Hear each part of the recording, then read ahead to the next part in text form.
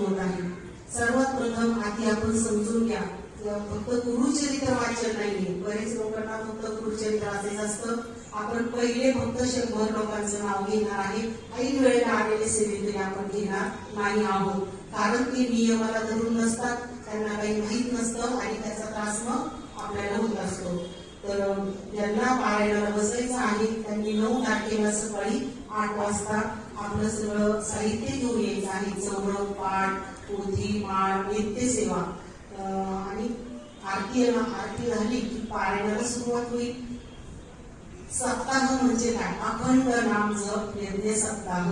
अखंड नाम म्हणजे आपल्याला 7 दिवस आपले राजाधिराज परब्रह्म आपल्यासमोर अधिष्ठान आहे त्यांना प्रहरा द्यायचा। आपल्याला प्रहरा द्यायचा म्हणजे काय? तुम्ही विचार करा, साक्षात भगवंताला आपल्याला प्रहरा द्यायचा आहे। म्हणजे त्यांच्यासमोर आपल्याला वीणा वादन करायचे।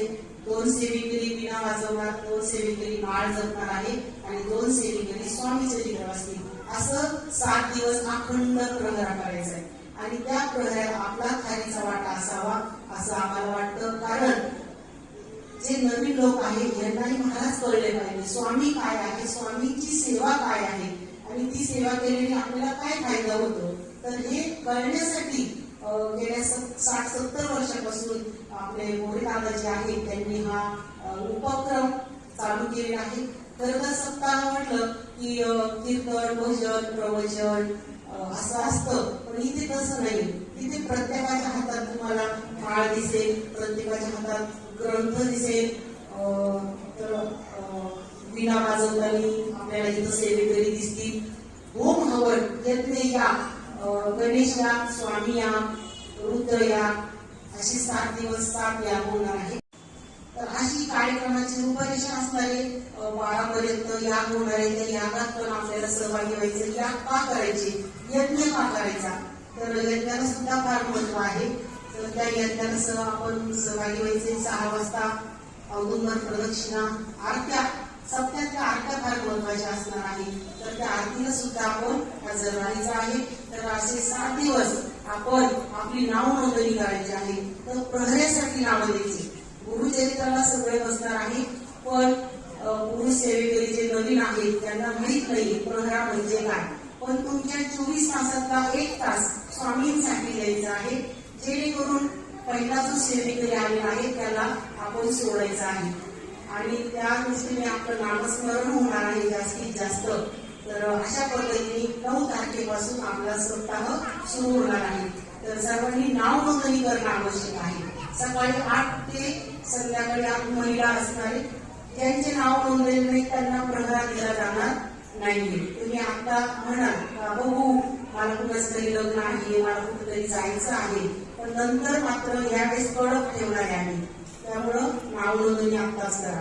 काही शंका असेल तर आम्हाला विचार।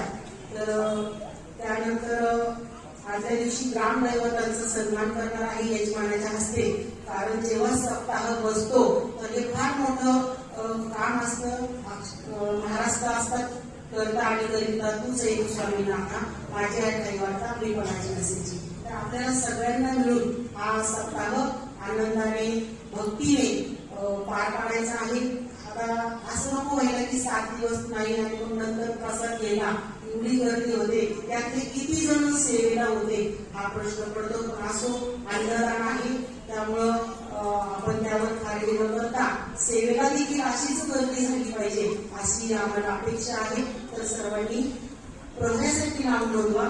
शक्यतो जे तरुण मुलं मुली आहेत, तरुण मुलं रात्री 12 ते 1 या काळात कुणीही नसताना जेव्हा तुम्ही वीणा वाजवत असाल, जेव्हा तुम्ही नामस्मरण करत असाल किंवा स्वामी चरित्र वाचत असाल तर नक्कीच महाराजांनी फोटोतून उत्कृष्ट रूपात सेवेकऱ्यांना दर्शन दिलेलं आहे। तर आपण या सेवेत सहभागी व्हायचे। नाव नोंदणी सुरू झालेली आहे। यानंतर आपल्याला थोडंसं मार्गदर्शन करतील